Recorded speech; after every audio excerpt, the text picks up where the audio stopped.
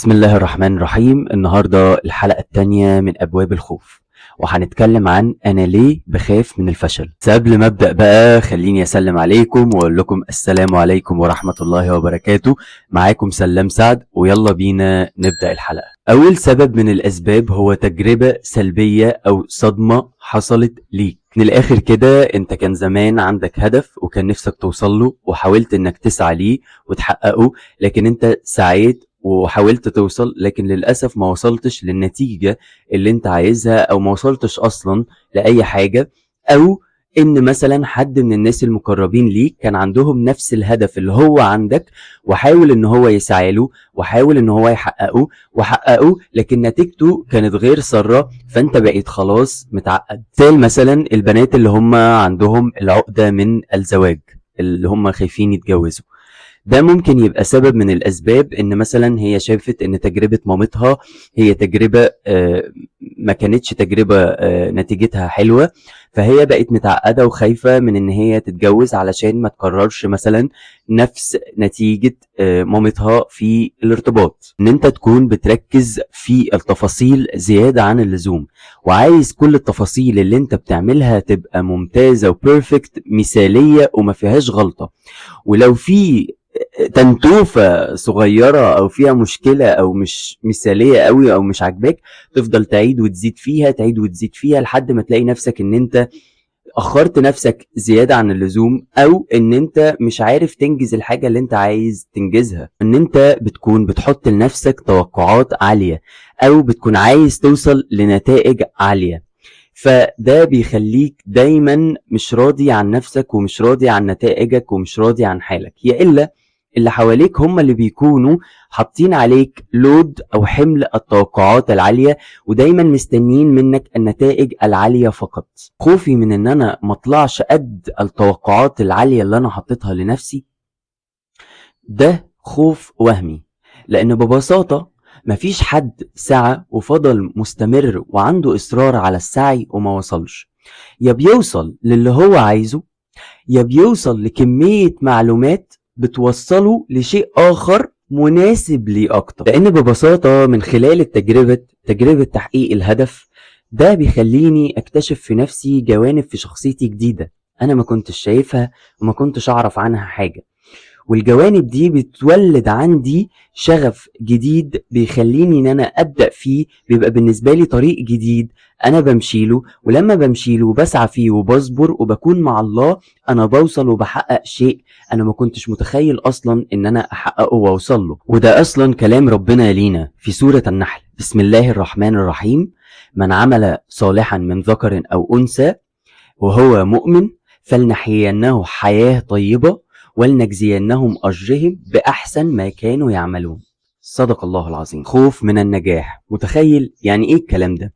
يعني انت مثلا لما تكون نجحت في حاجة معينة بتفضل حاطط توقع لنفسك انك تفضل ناجح بنفس الشكل وبنفس الوتيرة وبنفس القوة وبنفس السرعة، فبتكون خايف ان النجاح اللي انت وصلت له تكون بتتراجع عنه، فده بيؤدي الى انك بتخاف من الفشل. خوفك من الفشل بيخليك تنسى ان النجاح هو عبارة عن طريق مليان مطبات وطريق مليان حفر وبلعات، مش طريق دايما ماشي فيه بطريق مستقيم وطريق للأعلى.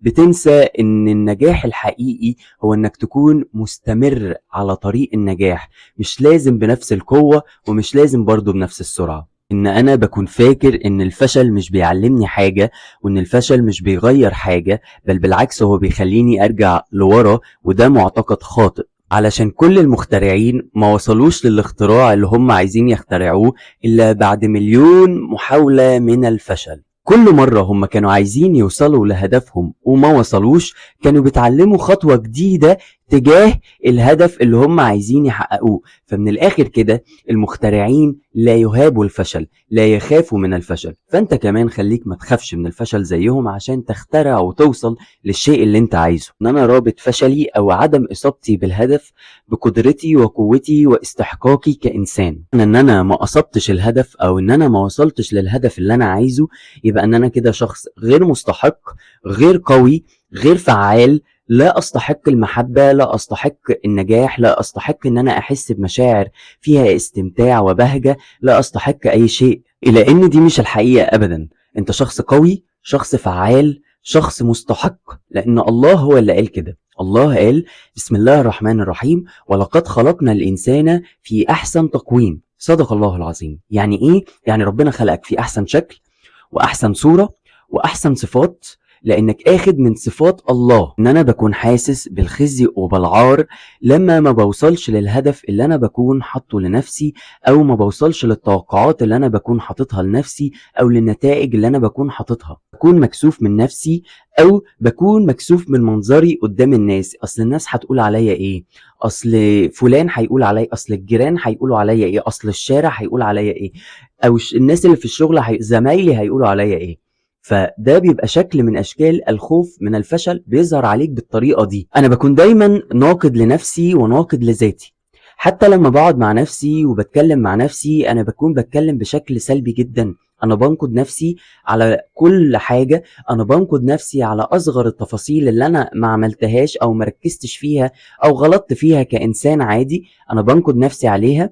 او ان انا بسيب الاخرين ان هم يفضلوا ينقدوني وبكون شايف ان انا مستحق لده، او ان انا بكون بنقد نفسي قدام الاخرين كتير جدا، خصوصا اثناء التجربة او بعد ما اعمل التجربة وما اوصلش وما حققش للنتيجة او للهدف اللي انا اكون عايزه.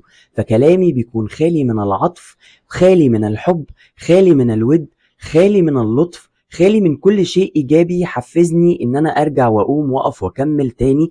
ده شكل من اشكال الخوف او رهاب الفشل. عدم الثقة بالنفس. انا كل ما زاد عدم ثقتي في نفسي زاد خوفي من الفشل، وكل ما عليت ثقتي في نفسي كل ما زاد قربي للنجاح. فأي بني آدم بيكون عنده الخوف من الفشل أو رهاب من الفشل، ده معناه إن هو عنده مشكلة كبيرة مع عدم الثقة بالنفس. وطبعا أنا كل ما زادت محاولاتي وكل ما فشلت في النتائج اللي أنا بكون عايز أحققها، كل ما زاد عدم ثقتي بنفسي، وقد إيه بفتكر إن أنا شخص ما عندوش الثقة بالنفس، الجرأة الكافية. ولذلك أنا بكون بخاف جدا من الفشل وبدور دايما على النجاح، عشان شعور النجاح بيحسسني ان انا واثق في نفسي. السبب الاخير هو الاباء الناقد. يعني من الاخر كده انت بتكون اتربيت ومتربي وسط اباء مش بيبصوا غير على التفاصيل بتاعتك الغلط وبينقدوك عليها، وما بيبصوش لأي نجاح وما بيبصوش لأي حلو، وبيقولوا لك الله برافو عليك وبيشجعوك انك تعمله وتكمل فيه. بل بالعكس، هما بيبصوا على ثغراتك ويفضلوا يدوك في الثغرات دي وينقدوك عليها بدافع الخوف وبدافع المحبة. مع الوقت بقى بتعمل زيهم. يعني ايه بتعمل زيهم؟ يعني زي ما هم عملوا معاك انت بتعمل كده مع نفسك. بمعنى ايه؟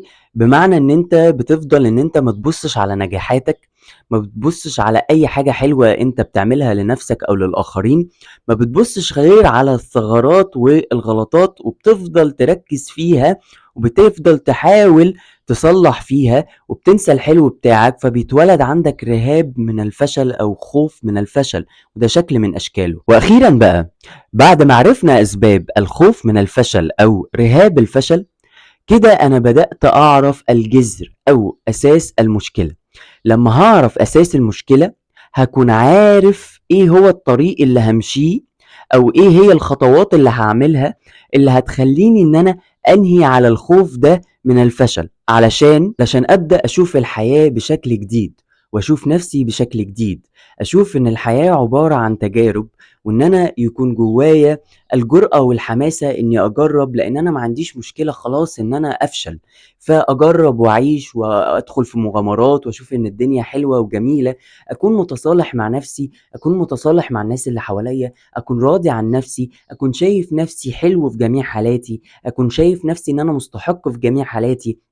أكون شايف إن أنا هانجح حتى لو مش في الشيء اللي أنا عايزه، هانجح في شيء تاني، فأنا أكون مستحق للنجاح ومستحق إن أنا أستمتع بالحياة وأشوف إن الحياة عبارة عن تجارب، ورحلة الحياة دي بسيطة جدًا، جدًا، جدًا، ما يبقاش في كل الصراعات الداخلية، يكون عندي قبول ولطف ووِد تجاه نفسي وتجاه الآخرين، فاشوف إن الحياة فيها سلام وسكينة ورضا وقبول، والدنيا حلوة من الآخر. أجيبها لك كده من الآخر يعني.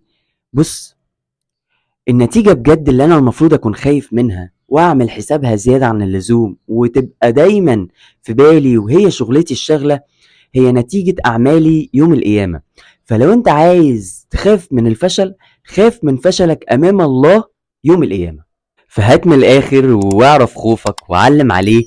سلام سعد، تابعني.